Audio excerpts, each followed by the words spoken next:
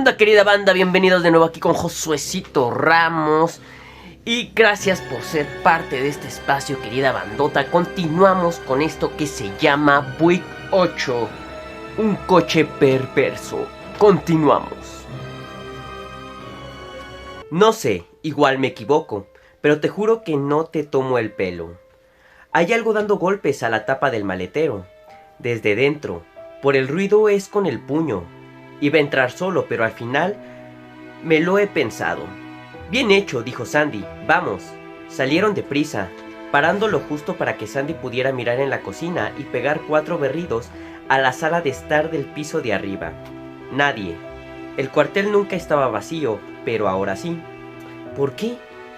Pues porque la poli nunca está cuando la necesitas. Esa noche, Avery se ocupaba de la radio. Ya era alguien y se les unió. Sandy, ¿quieres que llame a alguien de patrulla? Si quieres puedo. No. Sandy miraba alrededor intentando acordarse de dónde había visto el rollo de cuerda por última vez. Probablemente en la barraca, a menos que se le hubiera llevado a casa algún majadero para subir algo al piso de arriba, que en el fondo sería lo más normal. Venga, George. Los dos cruzaron el aparcamiento al resplandor rojo de la puesta de sol, arrastrando unas sombras prácticamente infinitas, pero fueron a la puerta de persiana para echar una ojeada.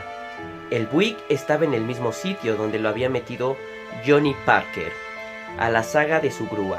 Ahora Johnny estaba jubilado y pasaba las noches con una bombona de oxígeno al lado de la cama, pero seguía fumando. También proyectaba su sombra en el suelo de cemento. Sandy empezaba a volverse para ir a ver si la cuerda estaba en la barraca, y justo entonces se oyó otro golpe, fuerte, sordo y sin énfasis. La tapa del maletero vibró, se abolló hacia arriba y al poco rato volvió a descender. No solo eso, sino que Sandy tenía la impresión de que el Roadmaster había oscilado un poco en sus muelles. «Mira, ¿lo ves?», dijo George. Iba a decir algo más, pero en ese momento se abrió el cierre del maletero del Buick. La tapa saltó en sus goznes y el pez cayó al suelo.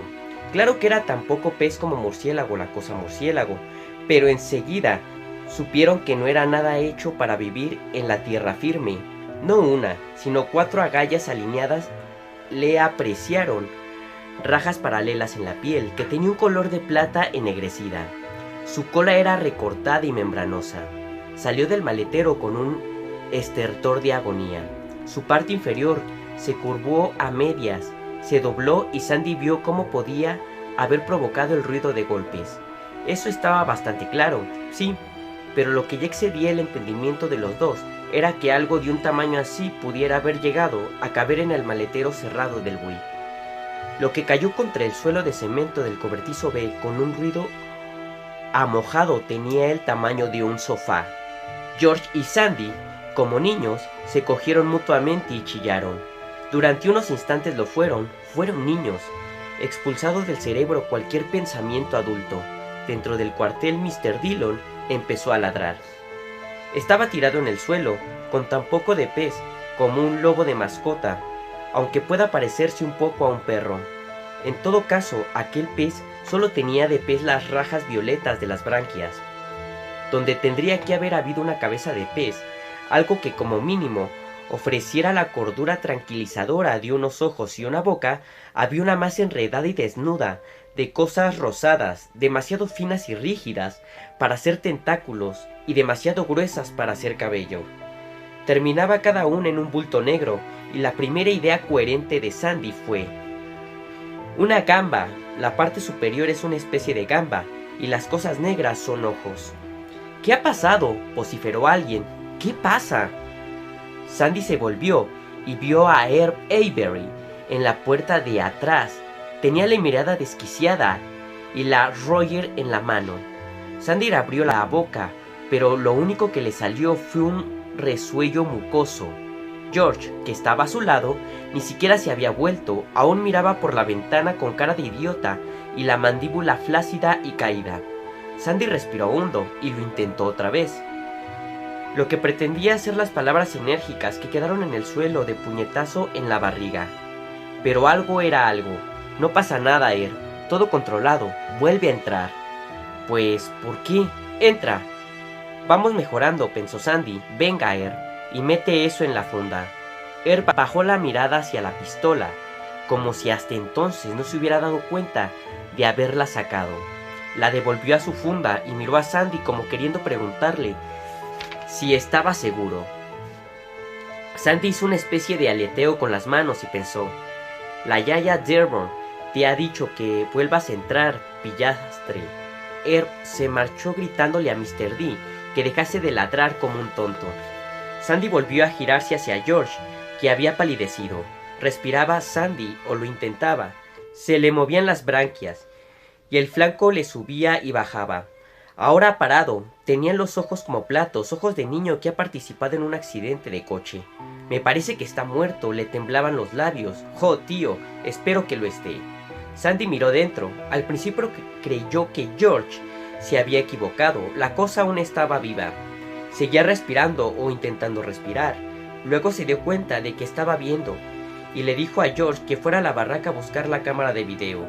Y la cuerda no la necesitaremos, porque no vamos a entrar. De momento no entramos, pero tú trae la cámara, deprisa. George rodeó la esquina del garaje, moviéndose con cierta dificultad. Del susto se había vuelto patoso. Sandy volvió a mirar dentro del cobertizo con las manos en los lados de la cara para protegerse del resplandor rojo del crepúsculo. Dentro del cobertizo se movía algo, en efecto, pero no era un movimiento de vida. Era vaho subiendo del flanco plateado de la cosa, así como de las rajas moradas de las branquias. La cosa murciélago no se había descompuesto, pero las hojas sí, y deprisa. Aquella cosa empezaba a pudrirse igual que ellas, y Sandy tenía la intuición de que una vez el proceso estuviera encarrilado no sería largo. Incluso estando fuera, con la puerta entre él y la cosa, lo olía. Un hedor rancio y acuoso, mezcla de col, pepino y sal, como podría oler un caldo administrado a una persona a quien no se quiere curar sino poner más enferma. Le salía más vapor del costado. También le goteaba del amasijo de filamentos rosas enredados que tenía aspecto de servirle de cabeza. Sandy tuvo la impresión de que oía un siseo apagado, pero era consciente de que podía ser imaginaciones suyas. Entonces apareció una hendidura negra en las escamas plateadas que le arrancaba en los jirones de nylon de la cola y subía hasta la agalla trasera. Empezó a gotear un fluido negro que debía de ser el mismo que habían encontrado Judy y Archie alrededor del cadáver de la cosa murciélago.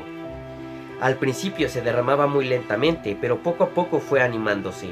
Ahora Sandy veía crecer un bulto de mal agüero detrás de la hendidura de la piel. No era ninguna alucinación, ni lo era el ruido sibilante. El pez experimentaba algo más radical de descomposición. Estaba deshinchándose, vencido por algún cambio inimaginable de presión o del todo del entorno en general.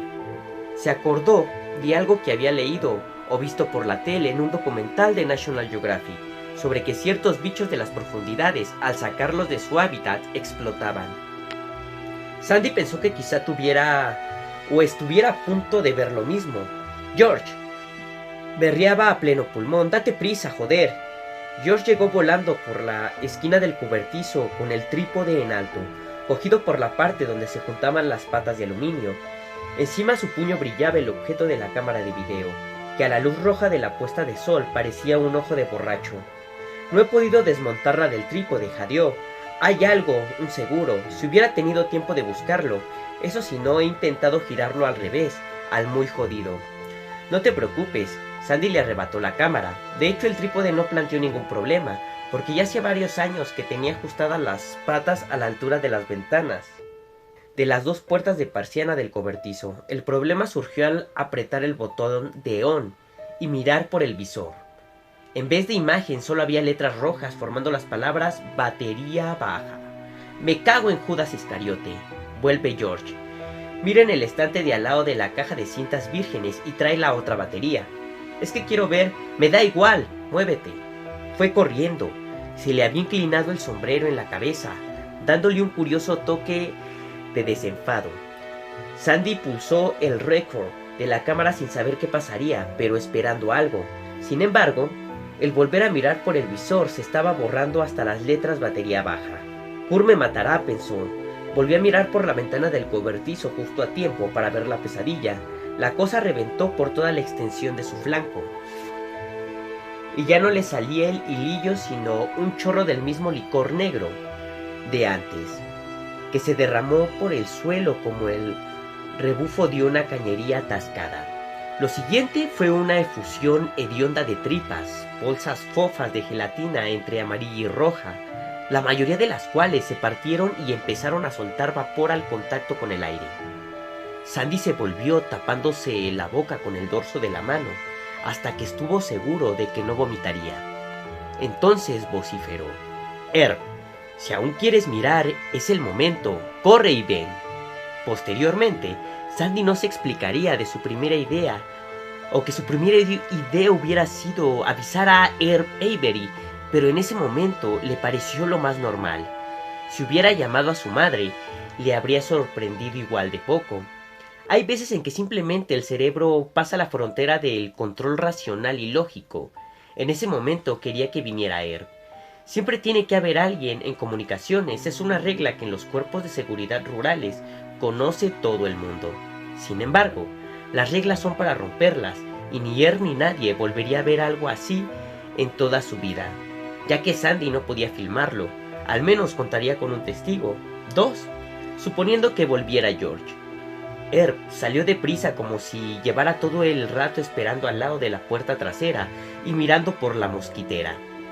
Bajó un atardecer rojo, cruzó corriendo el aparcamiento, casi vacío. Ponía cara a la vez de susto y de impaciencia. Llegó justo cuando George aparecía por la esquina a toda prisa, enseñando una batería nueva para la cámara de video. Parecía un concursante que acababa de ganar el primer gordo. «¡Caray! ¿Qué es esta peste?», preguntó Herb, tapándose la boca y la nariz con una mano, con el resultado de que después de «caray» le salió todo en sordina. «Lo peor no es la peste», dijo Sandy. «Te aconsejo que mires, ahora que puedes». Miraron los dos y profirieron gritos casi idénticos de repugnancia. El pez ya se había reventado de arriba abajo y se desinflaba bañado en la extraña sustancia negra de su propia sangre. Su cuerpo y las entrañas, que ya se habían derramado por el bloque en la piel, desprendían una humareda blanca. El vapor tenía la densidad de cuando se le prende fuego a la montaña de mantillo mojado. Tapaba el Buick a partir del maletero abierto, hasta convertir el modelo del 54 en un fantasma de coche. ¿Cómo ven, querida banda? Siguen saliendo estas criaturas, estas cosas extrañas, venidas de quién sabe qué mundo. Continuemos. Si hubiera habido algo más que ver, quizás Andy se hubiera entretenido más con la cámara. Quizá el primer intento hubiera metido la batería al revés, o con las prisas lo hubiera tirado todo al suelo y se le hubiera roto. El hecho de que por muy deprisa que actuara fuera a ver muy poco que filmar, tuvo efectos calmantes e introdujo bien la batería a la primera. Al volver a mirar por el visor, se le ofreció una imagen nítida de muy poquito. Una cosa anfibia desapareciendo, algo que tanto podía haber sido un espectacular monstruo marino, varado en tierra como la versión en pez del gigante de Cardiff, sobre un bloque de hielo seco escondido. En la cinta se grabó aquella tarde. La masa roja que hacía de cabeza del anfibio se ve bastante clara durante unos 10 segundos, al igual que una serie de bultos rojos en rápida licuefacción repartidos a lo largo del cuerpo. Se ve algo con aspecto de espuma sucia de mar resumando de la cola y formando un arroyuelo pastoso en el suelo. Después de la criatura que había salido retorciéndose del maletero del Roadmaster se queda en simple sombra a través de la niebla. De hecho, casi no se ve ni el coche. Con todo, la niebla deja ver el maletero abierto, que parece una boca. Niños acercaos al ver al cocodrilo vivo. George, que tenía arcadas, se apartó sacudiendo la cabeza. Sandy volvió a pensar en Curtis, que para variar se había marchado justo al acabar el turno. Con Michelle tenían grandes planes: cenar en el Cracket Platter de Harrison y luego al cine. A esa hora ya debían de haber acabado de cenar, y seguro que estaban en el cine. ¿Cuál? Me quedarán cerca, había 3. Si hubiera habido hijos y no una simple posibilidad de embarazo, Sandy podría haber telefoneado a casa de Kurt para consultar a la niñera, aunque ¿habría llamado? Quizá no. Probablemente no, la verdad. Hacía unos 18 meses que Kurt había empezado a calmarse un poco y Sandy confiaba en la continuidad del proceso. Más de una vez le había oído a Tony que en lo relativo a la Policía Estatal de Pensilvania o a cualquier cuerpo de seguridad digno de ese nombre, la mejor manera de evaluar a una persona es que conteste sinceramente a una sola pregunta. ¿En casa qué tal? No solo era un trabajo peligroso, sino una verdadera locura, con muchas oportunidades de ver lo peor del ser humano. A largo plazo, hacerlo bien, hacerlo rectamente, requería que el poli tuviera un ancla. Kurt tenía a Michelle y ahora quizá al niño. Era conveniente que solo volviera corriendo al cuartel en caso de absoluta necesidad, sobre todo teniendo que mentir sobre el motivo. La cantidad de zorros rabiosos y de cambios inesperados en la lista de turnos que puede tragarse una esposa es limitada. Kurt se enfadaría por no haber sido avisado, y más al ver aquella birria de cinta, pero ya lo arreglaría Sandy. No tenía más remedio, con la ayuda de Tony, que estaba a punto de volver. El día siguiente fue muy templado, con brisa fresca. Subieron las 2 puertas de persiana del cobertizo B y lo dejaron airearse unas 6 horas. Luego 4 troopers encabezados por Sandy y un trooper Wilcox inescrutable entraron con mangueras. Limpiaron el cemento y arrojaron los últimos trozos pútridos de pez a la hierba alta de detrás del cobertizo. Lo cierto es que fue una repetición del cuento del murciélago, pero con más porquería y menos que enseñar al final de la jornada. Al final los protagonistas, más que los despojos del gran pez desconocido, fueron Curtis Wilcox y Sandy Dearborn. Confirmando las expectativas, Kurt se enfadó porque no le hubieran avisado y los 2 agentes de la ley sostuvieron una discusión en extremo acalorada acerca de ese y otros temas. Esperaron a encontrarse donde no pudiera oírles nadie de guardia. El lugar en cuestión resultó ser el aparcamiento de detrás del TAP, a donde habían ido a tomar una cerveza al final de la operación de saneamiento. En el bar solo hablaron, pero al salir empezaron a levantar la voz. Tardaron poco en intentar hablar a la vez. Y claro, acabaron gritándose. Casi siempre pasa. Tío, es que alucino de que no me avisaras. No estabas de guardia, había salido con tu mujer y encima no había nada que ver. Eso preferiría que me lo dejaras decir. No había. Decidir a mí, Sandy. Tiempo. Pasó todo. Lo mínimo que podrías haber hecho es adjuntarle al informe un vídeo más o menos potable. ¿Qué informe ni qué leches, Curtis? ¿Quién lo redacta? A esas alturas estaban con las narices casi tocándose y los puños cerrados. A punto de pasar a mayores. Sí, francamente a punto de pasar a mayores. La vida tiene momentos que no importan, otros que sí, y unos cuantos decisivos. Puede que una docena en que nos lo jugamos todo. Allí en el aparcamiento y con ganas de darle un puñetazo al chaval, que ya no era ningún chaval, al novato que ya no era novato, Sandy se dio cuenta de que estaba viviendo uno de esos momentos. Kurt le caía bien, y él a Kurt. Llevaban varios años trabajando bien juntos. Sin embargo, como siguiera aquello, la situación cambiaría. Dependía de lo siguiente que dijera. Apestaba como una cesta llena de bisones. Fue lo que dijo. Era un comentario como caído del cielo, cuya procedencia ignoraba. Hasta de fuera. ¿Y tú cómo sabes a qué huele una cesta de bisones? Kurt empezaba a sonreír solo un poco. Digamos que es una licencia poética.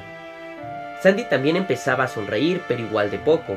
Habían tomado la dirección correcta, pero aún no habían salido del bosque. Entonces Curtis preguntó, ¿olía peor que los zapatos de aquella puta? La del Roxburgh. Sandy se echó a reír y Kurt le imitó. Así de fácil pasó el momento crítico. Vamos dentro, dijo Kurt, te invito a otra cerveza. A Sandy no le apetecía, pero dijo que vale. Porque ya no se trataba de la cerveza, sino de minimizar los daños, de dejar atrás la mierda. Una vez dentro, sentados en un reservado de la esquina, Kurt dijo: Sandy, yo he metido las manos en el maletero, he dado golpes en el fondo. Yo también. Y he estado debajo. No es ningún truco de magia, como esas cajas que tienen fondo falso. Aunque lo fuera, ayer lo que salió no era ningún conejo blanco, Curtis dijo. Para que desaparezca algo solo hace falta que esté cerca. En cambio, cuando aparecen cosas, siempre salen del maletero. ¿Estás de acuerdo? Sandy lo meditó. En realidad nadie había visto salir la cosa murciélago del maletero, pero sí, la tapa estaba abierta. En cuanto a las hojas, en efecto, Phil Canleton las había visto salir arremolinadas. ¿Estás de acuerdo? Ahora el tono era de impaciencia, de que Sandy no podía no estar de acuerdo, de que era evidente, caray. Parece probable, pero considero que aún no tenemos bastantes pruebas para estar seguros al 100%, acabó por contestar Sandy. Sabían que diciéndolo quedaba como un pesado a ojos de Curtis, pero era lo que creía. Una golondrina no hace verano. ¿Lo habías oído? Kurt adelantó el labio inferior y se sopló en la cara de exasperación. A ver si has oído tú esto. Más claro que el agua. Kurt. Kurt levantó las manos como diciendo que no. Que no hacía falta que volvieran a salir al aparcamiento y retomarlo donde lo habían dejado. No. Sí, ya te entiendo. Aunque no esté de acuerdo, ¿vale? Vale. Solo quiero saber una cosa. ¿Cuándo tendremos bastante para sacar conclusiones? No digo de todo, ¿eh? Digo de algunas de las cosas más gordas. Por ejemplo, ¿de dónde salían el murciélago y el pez? Yo, si solo pudiera elegir una respuesta, sería... Sospecho que nunca. Kurt levantó las manos hacia el techo con manchas de humo y volvió a dejarlas caer sobre la mesa. Ah, sabía que lo ibas a decir. Te estrangularía, Dearborn. Se miraron por encima de la mesa y de las cervezas que no les apetecían a ninguno de los dos, y Kurt se echó a reír. Sandy sonrió. La sonrisa se ensanchó hasta descubrir los dientes y luego él también sonrió. Y bueno, querida bandota, seguimos con esta travesía de un buey con coche perverso. ¿De dónde emanarán estas cosas? No lo sabemos. ¿A qué mundo estará conectado este artefacto o este vehículo? Tampoco lo sabemos. Sin embargo, no dejen de escuchar Josuecito Ramos, querida banda, porque este misterio lo vamos a desentrañar. Y bien, no me voy sin antes dejar, ya saben, mis redes sociales aquí en pantalla. Escríbeme también aquí abajo tus comentarios, tus sugerencias, ya sabes que los estaré checando. Bueno, yo soy Josuecito Ramos y nos vemos hasta la próxima.